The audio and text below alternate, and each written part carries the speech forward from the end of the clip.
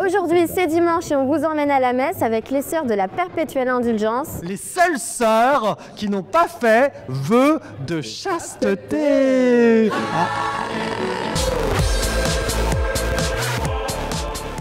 Alors là, on va dans la cellule de sœur Raffaella, c'est là que les sœurs se maquillent. Bonjour, moi c'est Maria Raffaella de Clamilia, à votre service. Je suis sœur Pandora. Je suis novice et cosmolope du Sceau de l'Ange. Je suis novice Mélusine du sextuple orgasme. Les premières sœurs qui sont sorties dans les rues de San Francisco en 1979, c'était 4 mecs qui sont sortis avec des vrais habits de sœurs à Castro, qui est le quartier gay de San Francisco. Et elles sont sorties, c'était comme un happening. Elles n'avaient pas réfléchi plus que ça aux sœurs ou c'était juste parce qu'elles avaient des vrais habits de sœurs. Et elles se sont dit, on va sortir dans le Castro, on va prendre des mitraillettes qu'on va peindre en rose, des mitraillettes d'enfants, des jouets. Et on va faire ce happening en disant, on vient tuer l'homophobie. Ces 4 gars, ils ont décidé ensuite de créer les sœurs de la Perpétuelle Indulgence. Et ça, moi, j'aime beaucoup cette idée de savoir que c'est à la base pas quelque chose qui a été pensé, mais quelque chose qui est né parce que les gens en avaient besoin. C'est alors leur demande qui a fait que les sœurs sont advenues. Parmi les premières sœurs, il y en avait une qui était travailleuse du sexe. Elle a dit « je ne veux pas qu'on me reconnaisse ». Et donc, elle a commencé à se maquiller en blanc pour, soi-disant, se rendre anonyme. Il y a quand même un truc qui est beaucoup présent dans la religion, c'est la culpabilité. Hein. Et vous, c'est tout l'inverse. Et pourquoi c'est important de lutter contre la culpabilité? T'es culpabilisant parce que quelqu'un donc il te dit qu'est-ce que tu dois faire, comment tu devrais être, etc. Donc la liberté d'être juste ce que tu veux sans avoir honte. N'est pas, je dis d'être fier, mais juste n'avoir pas honte, donc de t'assumer au 100%. Ça te libère en puissance comme personne, que c'est formidable. La visibilité des sœurs, c'est ça aussi, c'est dire on s'affirme avec effectivement quelque chose de provoquant, qui peut aussi interpeller et puis faire aussi que les gens peuvent attends, c'est quoi ça? C'est des clowns, c'est des drags, c'est des folles. Oui, c'est tout ça. Oui, tout ça.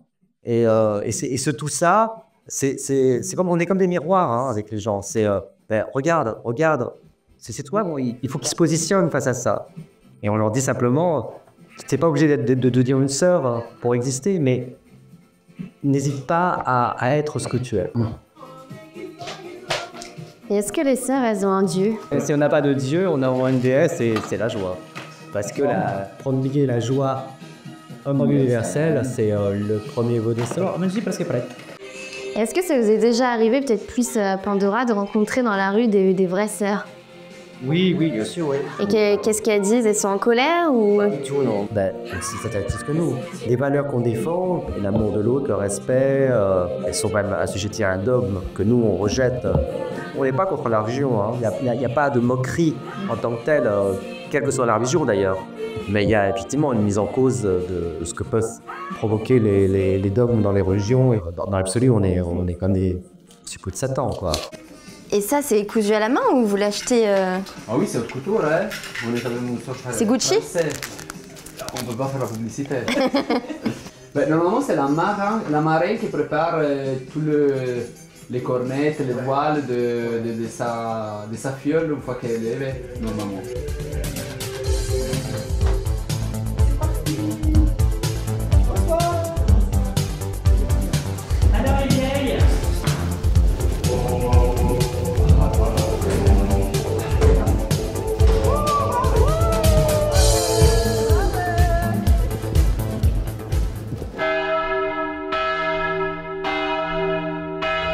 Alors là, on est dans le Marais avec les sœurs et on s'en va à la marche pour la lutte contre le sida qui a lieu tous les 1er décembre. Bon, les sœurs, elles sont très pressées. On va les suivre. Hop.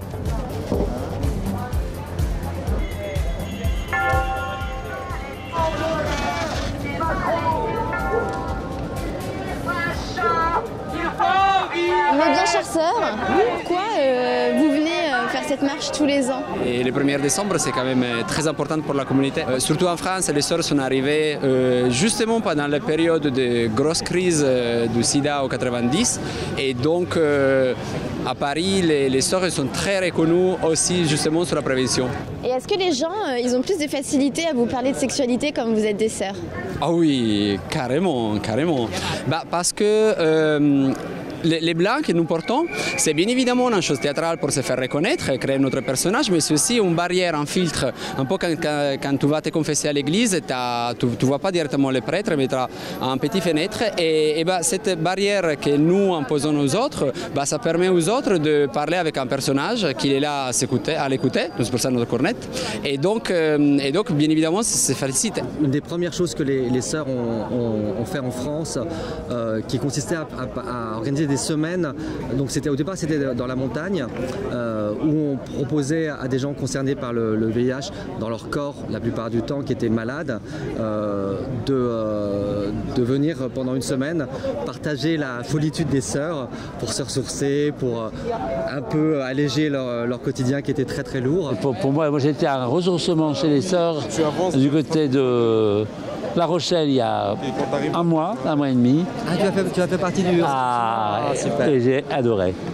J'ai adoré ce mélange de légèreté, d'humour, de profondeur, de délicatesse. Ça fait du bien à la vie, ça.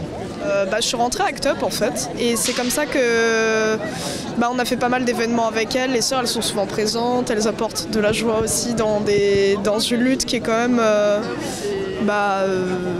marginalisée pas mal quand même, mais voilà. Bisous mes sœurs, merci.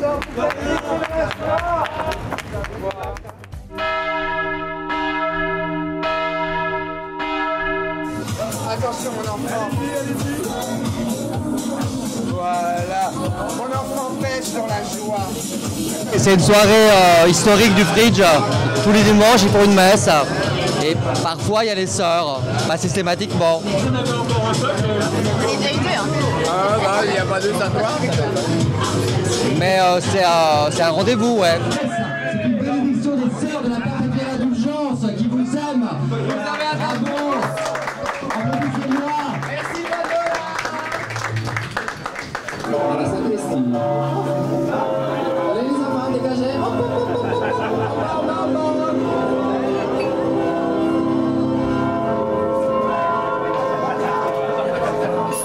Il y eut un soir et il y eut un matin. Un before et un after. C'était le premier jour. Le 7e jour, Dieu se reposait avec la gueule de bois et commençait à comprendre que ça allait être compliqué. Je n'ai rien contre les homosexuels, hein, on les aime et c'est contre nature. Dieu créa la perpétuelle indulgence.